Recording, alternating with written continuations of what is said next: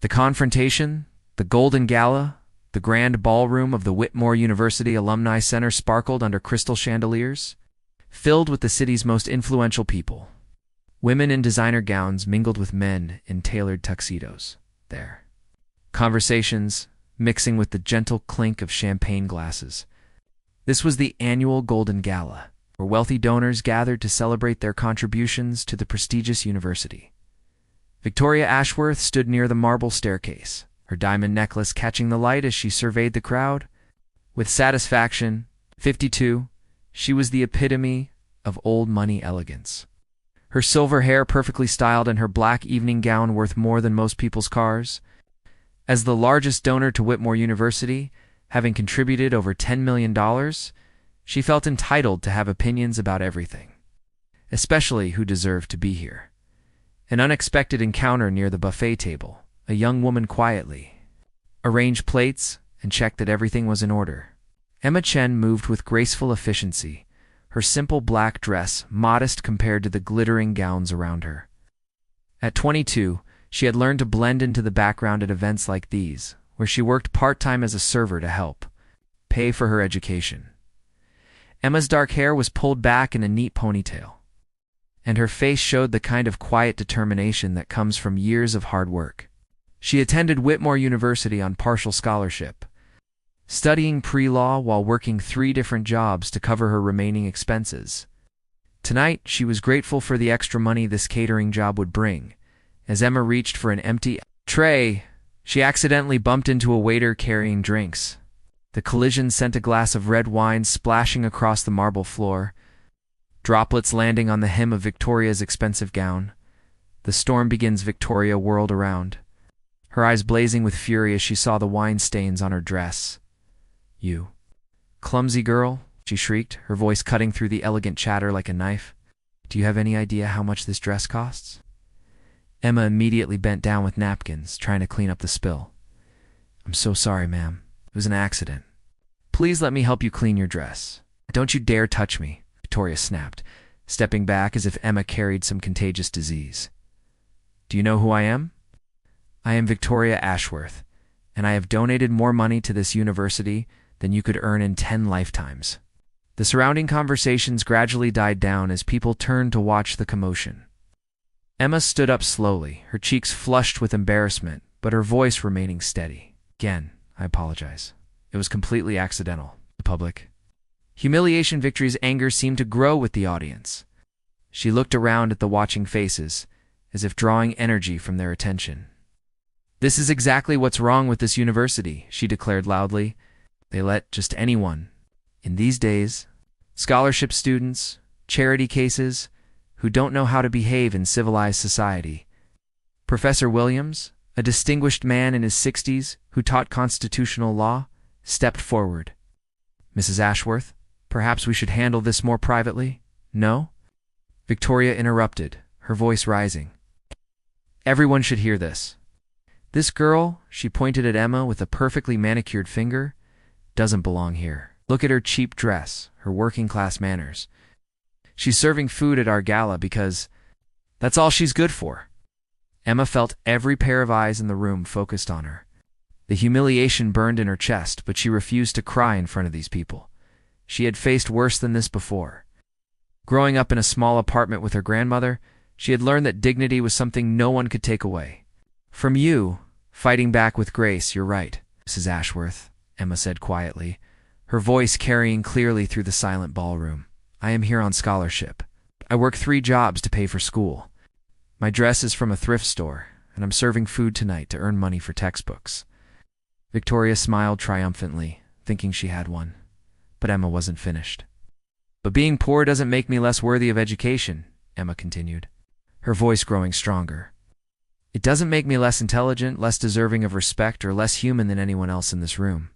She looked directly at Victoria, her dark eyes unwavering. "You judge me by my clothes, my job, my background, but you don't know anything about who I really am or what I've accomplished." Defender emerged Dean Richardson, a woman in her late 50s with kind eyes and graying hair, pushed through the crowd. She had been watching from across the room and couldn't stand by any longer. "Mrs. Ashworth, Dean Richardson said firmly. Your behavior tonight is completely unacceptable. Miss Chen is one of our most outstanding students.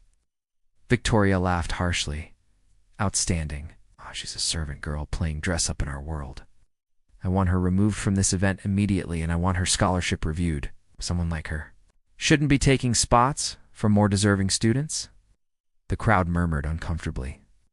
Some nodded in agreement with Victoria, while others looked disturbed by her cruelty. Emma stood tall, despite the verbal assault, her grandmother's words echoing in her mind, "Hold your head high, child. Your worth isn't determined by what others think of you." Crossing the Lynn of Victoria, emboldened by what she perceived as support from some in the crowd, decided to deliver what she thought would be the final blow. "Let me guess," she said with venomous sweetness. "You're probably the first in your family to even finish high school, aren't you? Your parents are probably factory workers or janitors, right?" Emma's jaw tightened. Victoria was getting close to truths that Emma rarely shared with anyone. Her grandmother had indeed worked as a cleaning lady for decades to raise her after. Her parents died in a car accident when she was 7. "There's nothing shameful about honest work," Emma replied, her voice steady despite the pain in her chest. "My grandmother worked harder than anyone I know to give me opportunities." "How touching," Victoria sneered. "A sob story to go with the charity case." "Well, Miss Chen, let me make something very clear. People like you don't belong in places like this. You don't belong at Whitmore University. Certainly don't belong at our gala." She stepped closer to Emma, her voice dropping to what she thought was a whisper, but was loud enough for nearby people to hear. "You should drop out now and save yourself the embarrassment of failing. Find yourself a nice little community college where you can study to be a secretary or a nurse. Leave the real professions to people who were born for them." The last Strowema felt something snap inside her. Throughout her life, she had endured whispers and assumptions about her background. She had ignored the subtle exclusion, the classmates who never invited her to expensive social events, the professors who seemed surprised when she excelled in class. But tonight, in front of all these people, Victoria Ashworth had crossed a line. "You want to know who I really am, Mrs. Ashworth?" Emma asked, her voice now carrying an edge that made several people step closer to listen. Victoria crossed her arms smugly. "Please, enlighten us all." Emma reached into her small purse and pulled out her phone. With swift fingers, she navigated to her email and opened a message she had received just 3 days earlier. She held up the screen so Victoria could see it clearly. "It's an email from Harvard Law School," Emma said clearly. "Congratulating me on receiving the full merit scholarship for their program next year. Not financial aid, Mrs. Ashworth. Merit. I earned it with the highest LSAT score in my university's history." The crowd began to buzz with interest. Victoria's confident smile faltered slightly, but she tried to maintain her composure. The revelation built Emma wasn't finished. She scrolled to another email. "It's from the Supreme Court of our state offering me a summer internship with Chief Justice Martinez. They specifically requested me based on my academic performance and my published research on constitutional law." Professor Williams stepped forward, his eyes bright with pride. "Emma has been my research assistant for 2 years. She's co-authored 3 papers with me that have been published in major legal journals. Her work on civil rights law is groundbreaking." Victoria's face began to lose some of its color, but she still tried to maintain her attack. "Anyone can claim these things, probably fake emails to impress people." Dean Richardson had heard enough. "Mrs. Ashworth, I think it's time you learned exactly who you've been insulting tonight." The dean's voice carried an authority that made the entire room fall silent. Even the waiters stopped moving, sensing that something significant was about to happen. Emma looked at Dean Richardson with surprise. She had never told anyone at the university about her background beyond her grandmother and her scholarship status. But the dean's expression suggested she knew more than Emma had realized. "The truth emerges, Emma Chen," Dean Richardson announced to the room, "is not just one of our scholarship students. She is the daughter of Dr. Michael Chen and Dr. Anna Chen, 2 of the most respected physicians in our state's history." Victoria's face went completely pale. She knew those names. Everyone in their social circle knew those names. Dr. Michael Chen was the chief of cardiac surgery at Metropolitan Hospital, Dean Richardson continued. Dr. Anna Chen was the head of pediatric oncology. They died in a car accident 15 years ago while driving to provide emergency care during a natural disaster. The room was now completely silent except for the dean's voice. Emma was raised by her grandmother, Maria Santos, who worked tirelessly to ensure Emma could focus on her education. What Mrs. Ashworth doesn't know is that Maria Santos was not just a cleaning lady. She was a former professor of literature in her home country, who took whatever work she could find as an immigrant to provide for her granddaughter. Emma's eyes filled with tears, not of sadness, but of gratitude. She had never told anyone at the university about her parents, wanting to succeed on her own merits, rather than on sympathy or her family's reputation. The final, Dean Richardson wasn't finished. Furthermore, Mrs. Ashworth Emma Chin has been accepted to not just Harvard Law School, but also Yale, Stanford, and Columbia. She turned down full scholarships at all of them except Harvard. She paused, letting that information sink in before delivering what she clearly considered the most important point. And one more thing you should know, Mrs. Ashworth. The Chen Family Foundation, established by Emma's parents before their death, has contributed over $20 million to various educational institutions over the years, including $5 million to Whitmore University. Victoria Ashworth stood frozen, her mouth slightly open, all the color drained from her face. The woman she had insulted, humiliated, and tried to drive away was not only more academically accomplished than anyone else in the room, but came from a family that had donated more money to the university than Victoria herself. The room reacts. The silence in the ballroom was deafening.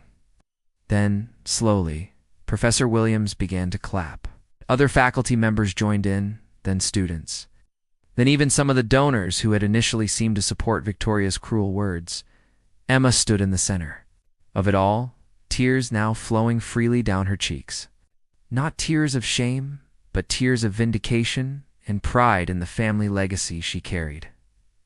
Victoria Ashworth, the woman who had moments before demanded Emma's removal from the university, now stood as the one who clearly didn't belong. Her cruelty had been exposed, her assumptions shattered, and her own social standing damaged by her behavior.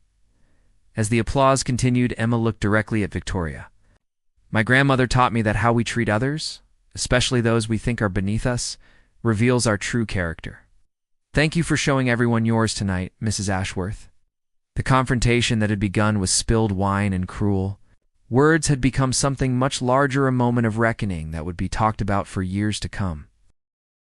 The revelation, the aftermath applause gradually died down, but the tension in the ballroom remained thick as fog. Victoria Ashworth stood motionless, her designer gown now seeming like a costume rather than a symbol of her status.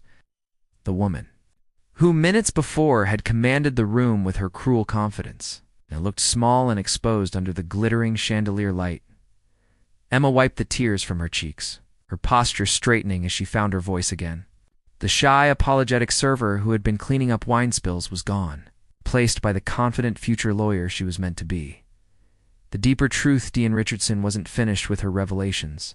She had watched Victoria's treatment of students for years, and tonight had finally provided the perfect opportunity to address it publicly. There's something else everyone should know, the dean continued, her voice carrying clearly through the silent ballroom. Emma Chen currently holds the highest GPA in the university's history. She has maintained a perfect 4.0 while working multiple jobs and caring for her aging grandmother.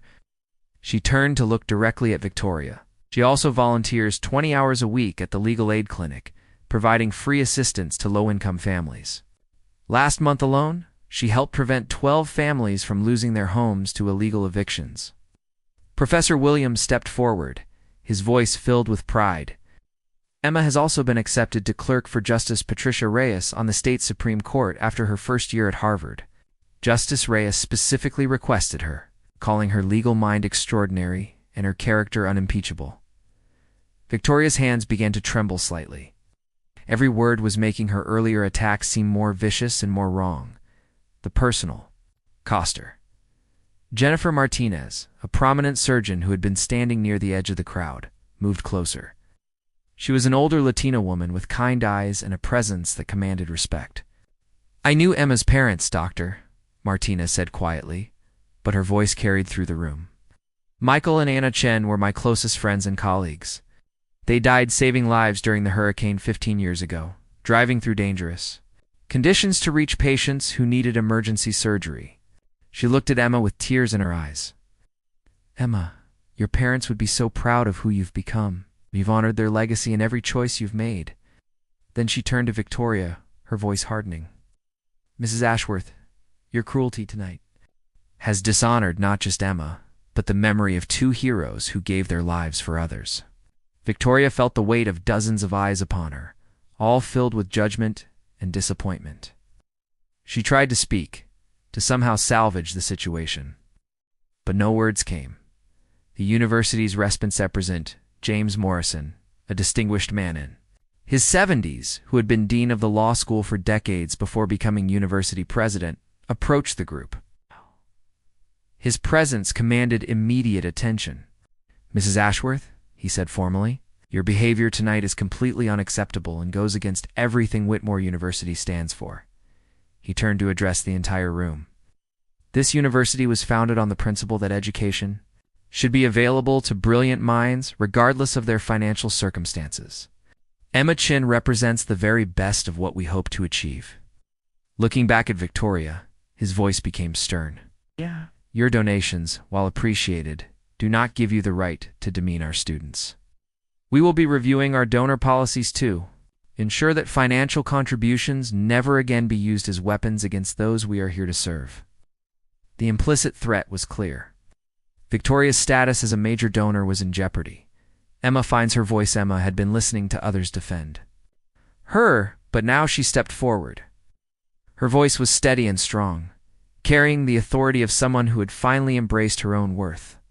Mrs. Ashworth, she said, looking directly into the older woman's pale face. You assumed you knew everything about me based on my appearance and my job tonight? You decided I didn't belong here, that I wasn't worthy of the same respect you? Demand for yourself. She paused, gathering her thoughts. But your assumptions reveal more about your character than they ever could about mine. You see someone working to pay for their education and assume they're less intelligent. You see someone from a humble background and assume they have nothing to offer. Almost. Voice grew stronger. Oh, my grandmother. Cleaned offices for 30 years. After fleeing her country with nothing, she was a literature professor back home, but her degrees meant nothing here. So she scrubbed floors and emptied trash cans so that I could have opportunities. Tears began to flow again, but these were tears of pride. She never once made me feel ashamed of our circumstances.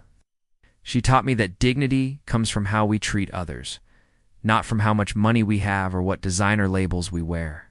The crowd's reaction. The assembled guests were now completely captivated by Emma's words. Many of them began to see their own assumptions and prejudices reflected in Victoria's behavior. Several other scholarship students in the room stood a little taller. Feeling vindicated by Emma's courage, Mrs. Helen Rodriguez, whose family had endowed several scholarships at the university, stepped forward. Emma, your words tonight have reminded us all why we support education. Students like you who will change the world. She then turned to Victoria with obvious disappointment. Mrs. Ashworth, I've known you for 15 years. I never thought I'd see you behave with such cruelty toward a student, especially one who represents everything we claim to value. Other donors began to murmur their agreement. Victoria realized that her social standing in this community was crumbling before her eyes. Victoria's reckoning fest with overwhelming opposition and evidence of her mistake. Victoria finally found her voice, but instead of apologizing, her pride made her defensive. This is ridiculous, she said, her voice shaking with anger and embarrassment. So she has good grades, and her parents had money. That doesn't change the fact that she was working as a server tonight. That doesn't change her current circumstances. The room erupted in shocked murmurs. Even after learning the truth, Victoria couldn't admit she had been wrong. Emma looked at her with something approaching pity. Mrs. Ashworth, you're right. Working as a server doesn't change who I am, doesn't make me less worthy of respect. Just like your wealth doesn't make you better than anyone else. She paused, then delivered her final point. The difference between us isn't money or background. It's that I would never treat another human being the way you've treated me tonight. The final consequence of present, Morrison had heard enough. Ashworth, I'm asking you to leave this event. Your behavior has been inappropriate and harmful to our community. Victoria's face flushed red with humiliation and anger. Can't throw me out. I've donated millions to this university. And we're grateful for your past contributions, the president replied firmly. But donations don't purchase the right to abuse our students. Please leave now, before security is called. The ultimate humiliation was complete. Victoria Ashworth, who had arrived at the gala as one of the most important people in the room, was now being asked to leave in disgrace. Emma's triumphers, Victoria gathered her purse and headed toward the exit. Her heels clicking angrily on the marble floor, Emma called out one final time, "Mrs. Ashworth," she said, her voice carrying clearly across the ballroom. "I forgive you. My grandmother taught me that forgiveness is for my own peace, not for the person who wronged me."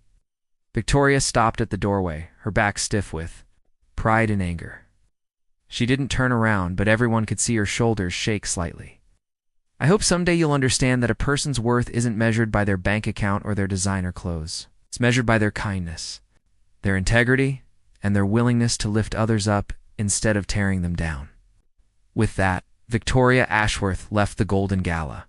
Her reputation in ruins and her standing in the community forever changed. The celebration after Victoria's departure. The atmosphere in the ballroom completely transformed. What had been a stuffy, formal event became a genuine celebration of education, opportunity, and human dignity. Students surrounded Emma, thanking her for her courage.